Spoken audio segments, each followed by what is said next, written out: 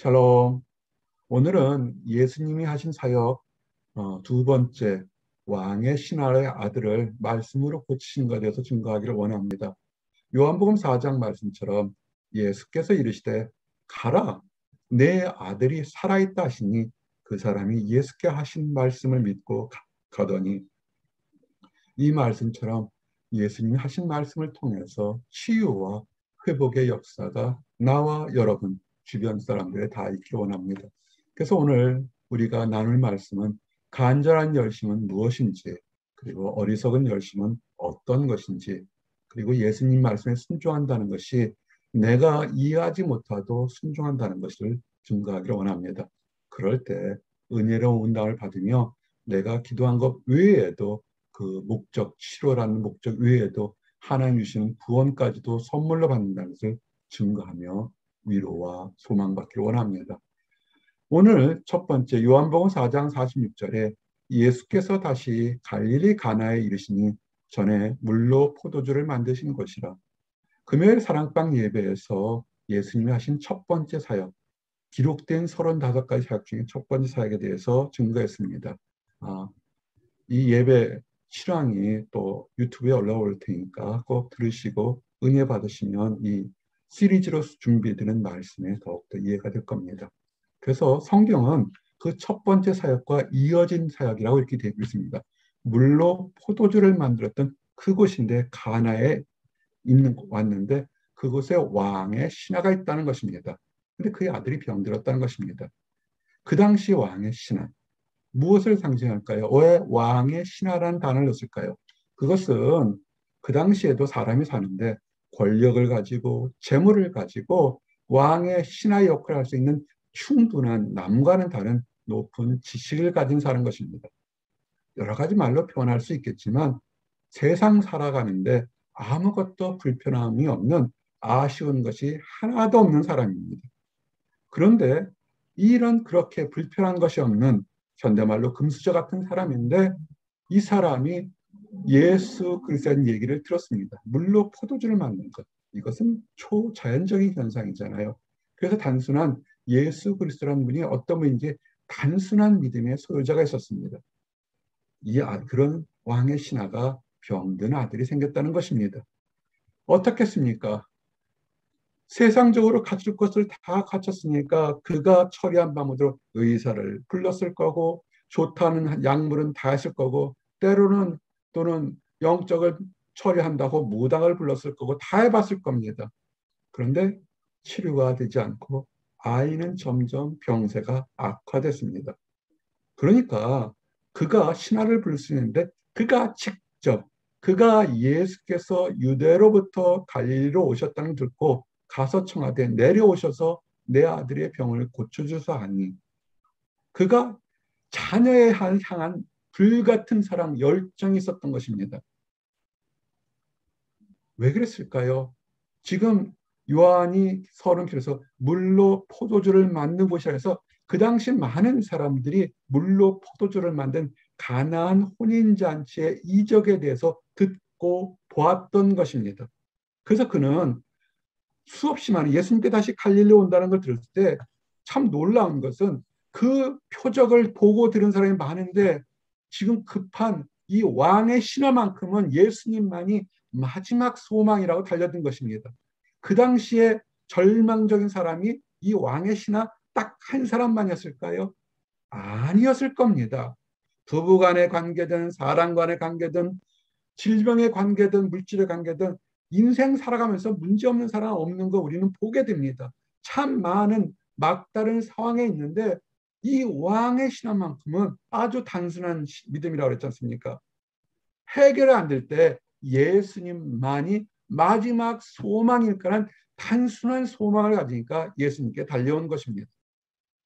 열정적인 사랑이요, 불같은 사랑, 자녀에게 되는 바보 아빠죠. 그런데 그 단순한 믿음이 어떻게 되는지 한번 증거해 보기를 원합니다.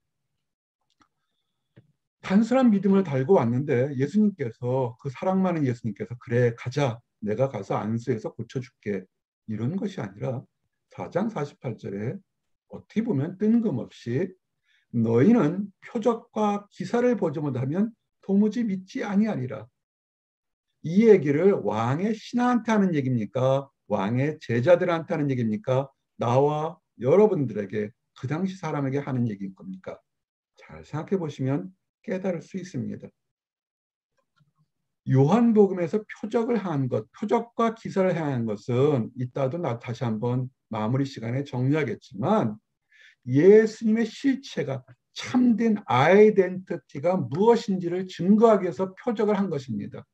물론 물로 표적을 만한 첫 번째 표적이니까 사람들이 의심할 수도 있을지 모르겠지만 그러나 한 번을 하든 10번을 하든 100번 하든 사람이 할 수 없는 일을 할 거에서는 사람들의 마음이 열려야 되는데 깨닫지 못하는 것입니다. 예수님의 능력을 의심하고 예수님의 존재를, 왜냐하면 그들의 눈에 보기에는 아주 가난한 곳에 있는 나사렛 예수 그리스도의 목수의 아들, 과부의 아들, 비천한 사람을 뺏기는 보지 않고 있으니까 의심하는 것이죠. 우리는 세상을 그렇게 보죠. 부 때문에, 학벌 때문에, 명예나 외모 보고서 그 사람의 진가를 알지 못하고 내 마음대로 판단하죠. 우리는 그런 실수들을 참 많이 합니다. 너희는 표적과 기사를 보지 못하면, 그 사람의 진정한 실체를 보지 못하면 인정하지 못하는구나 하는 얘기를 우리에게 하시는 말씀과 똑같습니다. 근데 문제는 이 단순한 믿음이고 자식에 대한 불같은 열정을 가진 이 왕의 신하는 한 가지 오류가 있습니다. 그것은 뭐냐면 어리석은 믿음과 똑같은 건데, 신하가 이르되 주여 내 아이가 죽기 전에 내려오소서. 여러분 성경을 보시면 예수님을 주여라고 외쳤던 초창기 때 이런 사람 있습니까? 거의 없어요. 랍비어 정도였습니다. 스승님 정도인데 분명히 성경은 이 왕의 신하는 왕을 섬기는 것처럼 예수님을 왕처럼 주여, 얼마나 간절히 높이는지 모릅니다. 이런 열성 가진 사람 우리가 얼마나 있을까요? 쭉 외치는 사람. 근데 왕의 신하도 그렇고 현대를 사는 우리도, 그 당시 사람들도 실수하기 쉬운 것이 내 뜻대로 내 방법대로 하기를 원합니다. 시공간의 제약이거나 나의 지식과 경험의 제약으로 하나님의 역사를 제한하려고 합니다. 타임이죠. 타임라인을 둡니다. 죽기 전에, 내 아이가 죽기 전에, 내가 외로워요. 내가 외로워 죽기 전에, 너무 고독해서 다른 사람들 나를 멸시하기 전에, 내가 가난해서 정말 죽기 전에 내 스스로 하나님의 역사를, 타임라인을 딱 제한해 버린 겁니다. 그리고 내 방법대로 오셔서 안수하시거나 잔치를 하시거나 북을 치거나 구슬하셔서 그때 그렇게 하시면 내 아이가 낫겠습니다. 주님이 허락하시면 내 아이가 낫겠습니다. 겉과 끝은 맞을지 모르겠지만 중간의 방법은 내 뜻과 내 방법대로. 이런 게 너무 많아요. 우리 신앙에서 내가 원하는 대로 하지 않으면 상대방의 믿음을 있다 없다 높다 낮다 마음대로 판단하거나 많죠. 우리 이런 거 많습니다. 예를 하나 드릴까요? 기도를 열심히 하면 응답받아서 축복을 받아서 물질도 얻고 집도 얻고 차도 얻고 결혼한다고 얘기를 합니다. 맞는 얘기입니까? 12제자들 그러면 다 저주받은 사람들이겠네요. 사도 바울 같은 사람은 저주받은 사람이겠네요. 근데 우리는 이런 얘기들을 교회에서 믿음이 약한 사람들이 오히려 다른 사람을 정죄할 때 얘기합니다. 내가 보니까 기도가 안 돼서 믿음이 없어서 너는 뭐 때문에 지금 이렇게 이 모양으로 사는 거라고 정죄합니다. 왕의 신하가 그랬다는 것입니다. 내 뜻과 내 방법대로. 그래서 예수님은 이 왕의 신하의 잘못을 알려주고자 합니다. 왕의 신하만 잘못했을까요? 아닙니다. 사람들은 똑같은 실수들을 합니다. 하나님의 일의 방법을 보면 하나님의 방법대로, 하나님의 일의 역사는 하나님의 방법대로 이루어지는 것입니다. 내 생각이 너희 생각과 다르며 내 길은 너희와 다름이라 하나님 말씀하시잖아요. 내 생각은 너희 생각보다 깊고 높고 큰 것인데 왜 너희 뜻대로 이렇게 판단하느냐고 이미 이사야서 말씀에 예수님 오시기 전부터 이미 선포되어 있는데 사람들은 자신의 생각과 판단으로 하나님의 역사를 합니다. 성경에 나오는 예를 몇 명 들어드리겠습니다. 이방 사람이지만 나만 장군이 있습니다. 그런데 나만 장군은 이방 사람이지만 자기가 잡은 포로 하인 여자아이를 통해서 여호와 하나님에 대한 얘기를 들었습니다. 나만 장군은 굉장히 용맹해서 그 당시에 이스라엘을 정복자를 형태로 굉장히 강력한 장군이었습니다. 문제가 하나 있죠. 문둥병을 안고 있었죠. 근데 그 잡아온 포로가 얘기하죠. 포로한테도 잘했나 봐요. 그랬더니 지금 우리 선지자 엘리사가 기도하면 나을 거라 생각하니까 그가 나아만이 말들과 병거들을 가지고 엘리사 집까지 찾아옵니다. 열성이죠. 적국에까지 찾아와요. 자기 문둥병을 고치겠다고 찾아옵니다. 엘리사가 사자를 보냅니다. 찾아와서 문둥병을 고쳐달라는데 엘리사가 나와보지도 않아요. 사환을 보내서 딱 한마디 하죠. 그거 별거 아니야. 요단강에 가서 7번 씻으라. 그러면 회복되리라. 병을 고치러 왔어요. 엘리사 그 얘기를 들었습니다. 그래서 사환을 시켜서 그거 별거 아니야. 문둥병은 그 당시에는 고칠 수 없는 병인데 별거 아니야. 요단강에 가서 7번 씻어. 그랬더니 나아만이 불같이 노를 냅니다. 내가 생각하기에는, 내가 판단하기에는, 내가 생각하기에는 그가 가장 유명하다는 하나님과 통하는 엘리사 선지자가 내게 앞에 와서 서서 춤도 추고 남들은 만지지 못하는 하나님의 선지자니까 문둥병 만지지 못하거든요. 옮을까봐 만지지 못하는 가장 더러운 환부에 그 거룩한 손도 대서 흔들고 춤도 추며 붓까지 해서 나병을 고칠 거라고 생각했는데 요단강 물도 별로 흐르지 않는 물에 물을 씻으라니 너무 괘씸한 거예요. 내가 살던 다메섹 강의 아바나 바르바른 요단강보다 더 물도 맑고 깊고 넓은데 거기서 씻으면 왜 낫지 않겠냐고 화를 버럭버럭 냅니다. 왜 화를 냈을까요? 내 생각에는 우리가 신앙이 정죄하는 것들이 있어요. 내 생각에는 틀린 게 없어요. 나는 주님께 기도하고 주님의 말씀으로 판단했는데 내 생각에는 그것이 빠져 있는 겁니다. 우리 이거를 굉장히 주의하셔야 돼요. 내 생각에는. 그럴 때 나만 장군은 밑에 부하들이 좋았던 사람이 이 사람이 문둥병이고 전쟁터에서는 잔혹할 정도로 용맹할지 모르겠지만 인격은 대단했던 것 같습니다. 하나님을 믿는 이스라엘 백성은 아니었지만 하나님을 섬기는 마음을 가졌고 인격은 좋았던 것 같습니다. 그랬더니 부하가 얘기를 해요. 아버지요. 자기 주인인데 아버지처럼 섬겨요. 선지자가 당신에게 큰 일을 행하리라 마야했다면 즉 나만 장군에게 네가 가서 문둥병을 없애려면 100일을 금식하든 1000일을 금식하면 날 거라 했으면 그 말에 순종해서 했을 텐데 그까진 거 가서 강물에 가서 씻으라는데 뭐가 대단합니까? 오히려 쉬운 거 아닙니까? 가서 씻으면 나아질 겁니다. 오히려 지혜롭게 나만 장군을 얘기하니까 나만 장군이 그때 깨달았어요. 순종했습니다.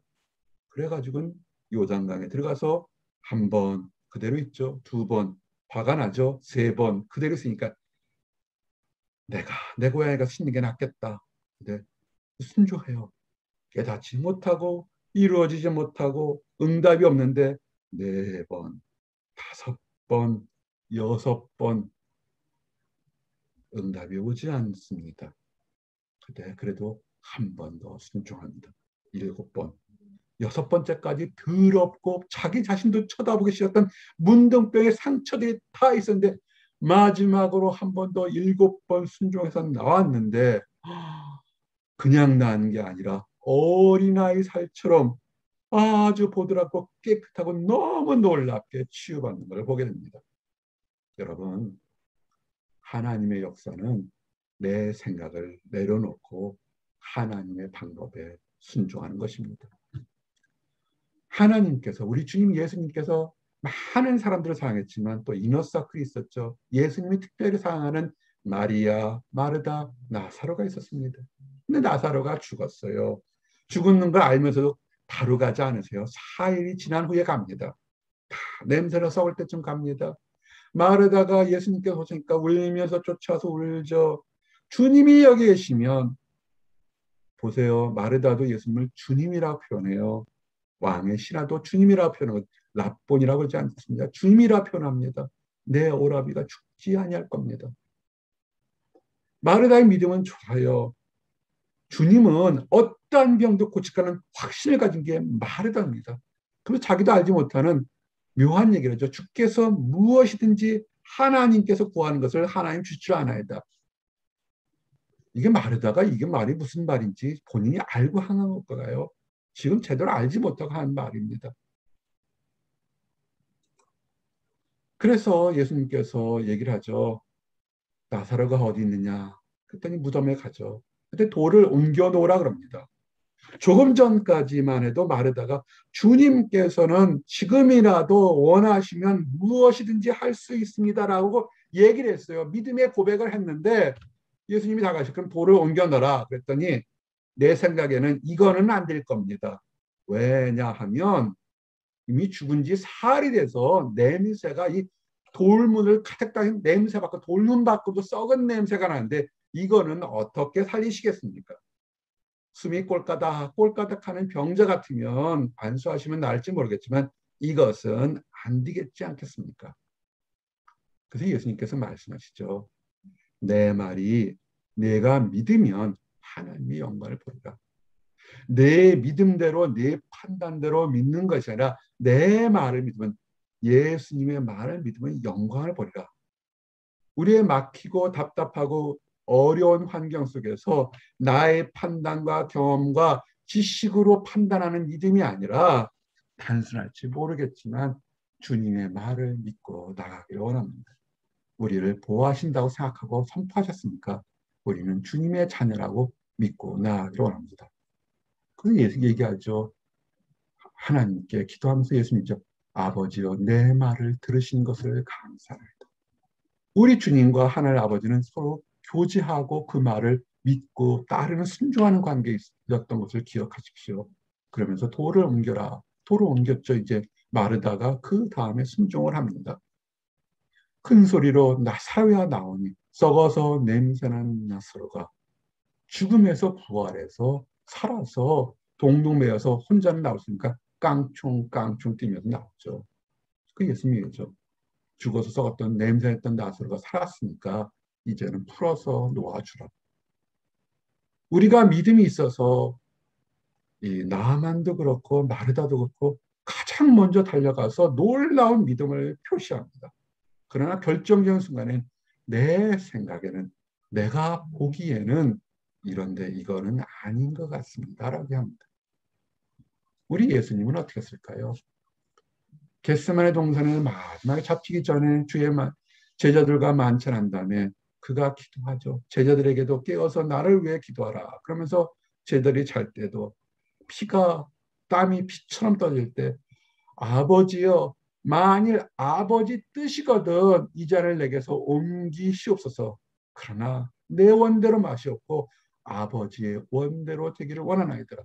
내 뜻은 이 잔을 옮기는 것을 원치를 않고 십자가를 지지 않기를 원하는 것도 내 뜻의 하나가 되지만 그러나 하나님의 뜻이면 가장 추하고 더럽고 모욕적이고 사람으로는 이해할 수 없는 메시아가 왔으면 어느 왕보다 크게 번영해야 되는데 사람으로는 이해할 수 없는 죽음과 처절한 모욕의 십자가를 지게 하는 것을 그러나 아버지의 원대로 나는 순종하겠습니다. 이것이 우리 사람과 예수님과의 차이였던 것 같습니다. 하나님의 일은 하나님의 뜻대로 순종할 때 일어납니다. 근데 오늘 들어갔을 때 왕의 신하가 그 말씀에 참 지혜롭고 복이 있던 사람 같습니다. 예수께서 이르시되 가라 내 아들이 살아있다.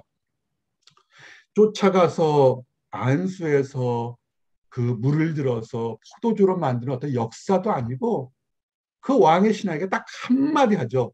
가라 네 아들이 살아있다. 근데 이 왕의 신하는 단순한 믿음이지만 그 말씀을 믿고 가던 주님께서 네 아들이 낳았다는 그 한 말씀 믿고 결과는 그 당시 저 휴대전화가 있었겠어요? 화상전화가 있었겠어요? 아무것도 없는데 주님께서 고쳐주셨다니까 믿고 나아가는 것입니다. 그러니까 우리는 하여야 돼. 우리 삶 속에서 이해하지 못하는 것이 참 많아요. 깨닫지 못합니다. 당신은 하나님이 살아가는 자녀요. 당신은 하나님의 사랑으로 구원받는 것이고 축복받는 존재입니다. 지금 외롭고 아프고 슬프고 넘어지고 엎어졌다 할지라도 하나님은 당신을 일으켜 세우시고 회복시키시고 가장 은혜롭고 축복된 걸로 보호하실 겁니다. 혼자 이룰 때 동역자, 동반자도 주실 겁니다는 축복이 됩니다. 지금 아무것도 없죠. 아무것도 없죠. 근데 말씀은 주시잖아요. 두려워 말라. 내가 너와 함께함이라. 놀라지 말라. 나는 네 하나님이라. 내가 너를 굳세게 하리라. 참으로 너를 도와주리라. 참으로 나의 의로운 오른손으로 너를 붙들리라. 아무것도 없지만 하나님은 말씀하셨잖아요. 우리 이 왕의 신하처럼 이해하지 못하도 보이지 않아도 말씀하셨으면 순종으로 내려갑니다. 왔던 길을 돌아갑니다. 성경은 내려가는 길. 믿음에 따라서 의심과 범인이 하는데 올 수 있죠. 왜 안 왔겠습니까? 그런데 그래도 믿음을 가지고 내려가고 순종하는 길에 그 종들이 오다가 그 종들이 오다가 만나서 아이가 살아있다고 얘기합니다. 그 중간쯤에 눈으로 가서 아이를 보기 전에 이러한 순종은 아브라함에게 볼 수 있습니다. 믿음의 조상 아브라함이라는 표현할 때 99세 되는 아들을 갖다가 하나님께서 바치라고 그러죠. 번제물. 이게 꼭 여호와만 있는 게 아니라 그 당시의 종교에는 자기 자식을 죽이는 못된 종교적인 법이 있었어요. 사실은 하나님은 이것을 없애려고 만든 거예요.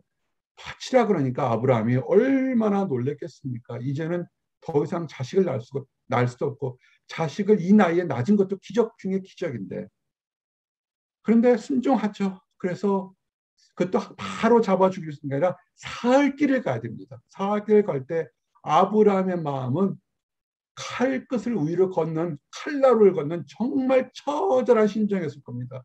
정말 주님이 나한테 얘기했을까? 정말 내가 하나님의 음성을 제대로 들을까? 하나님께서 정말 이러실 수가 있을까? 내 씨로 난 자식들을 바닷가에 모래알처럼 많이 번식했는데 지금 아들 하나를 잡아 죽이라니 이건 뭘까? 약속과 약속이 틀어지는 엄청난 곳에서도 아브라함은 순종합니다. 근데 마지막으로 아브라함을 시험하며 칼 같은 찌름이 있죠. 사랑하는 아들입니다. 아버지, 불과 나무는 있는데 번제할 희생양은 어디 있습니까? 자기 자신을 가리키는 거잖아요. 가장 급소를 찔렀습니다. 근데 아브라함의 순종의 믿음이 나옵니다. 그래 너야. 내가 너를 죽일 거야. 엉엉 울지 않습니다. 믿음이 드러나죠. 아브라함이 말하되 번제할 어린 양은 하나님이 자기를 위하여 친히 준비하시리라. 나는 이해하지 못하지만 하나님께서 축복고 은혜로 인도했으니까 지금까지 인도하신 하나님이 앞으로도 선하게 모든 것을 준비할 것이다. 여호와 이레.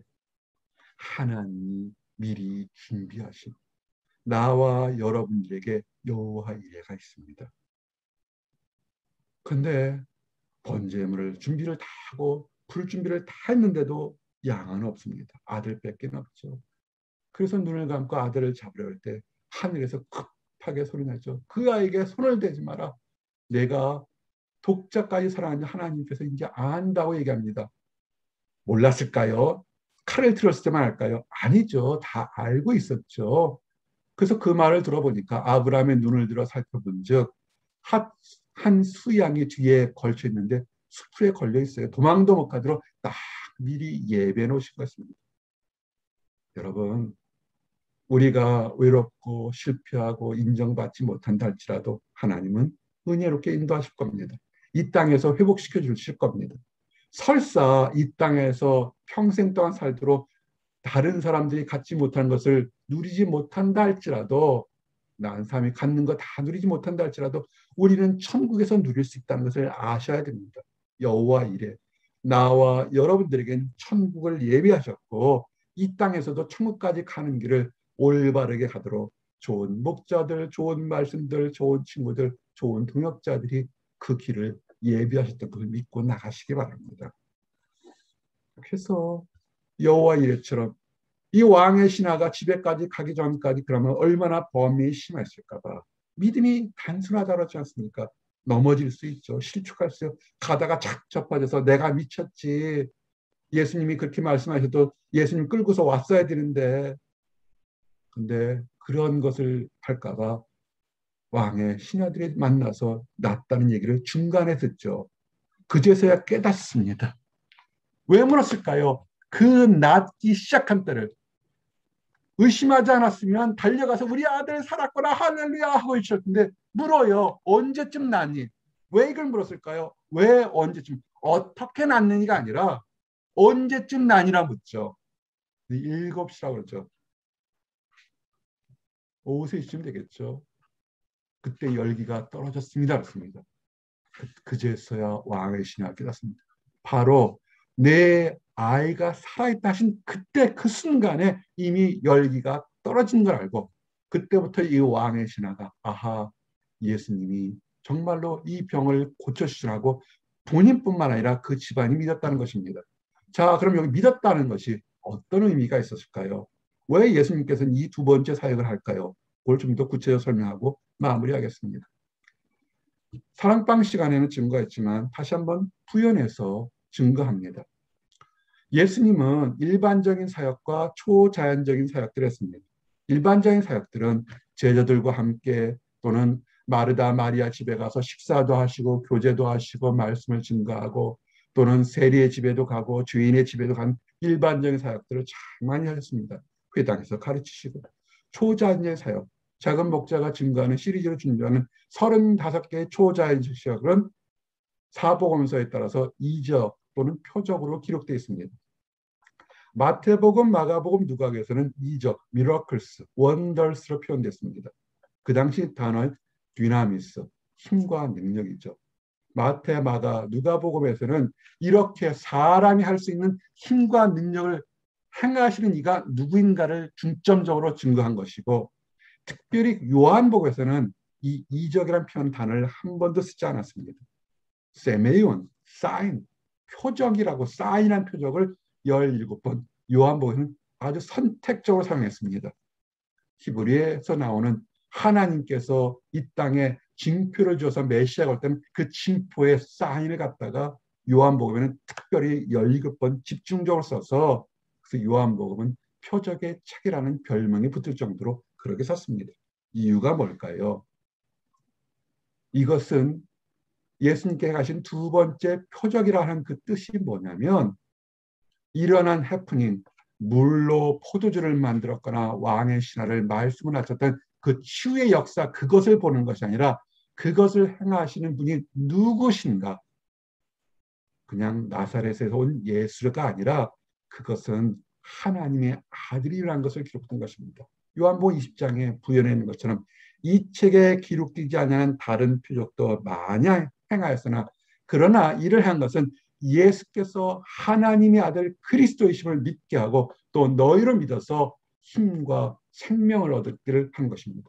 즉 믿는 것이 이런 것이 이런 역사가 있었다는 그 결과를 믿는 것이 아니라 이런 역사를 행하시는 분이 하나님의 아들이시고 그 분이 우리에게 우리가 필요한 모든 답답하고 어려운 문제를 해결해 주는 것뿐만 아니라 우리가 구하지 않은 영생, 천국, 생명까지 주시는구나. 이것을 증거하기를 원하신 것입니다.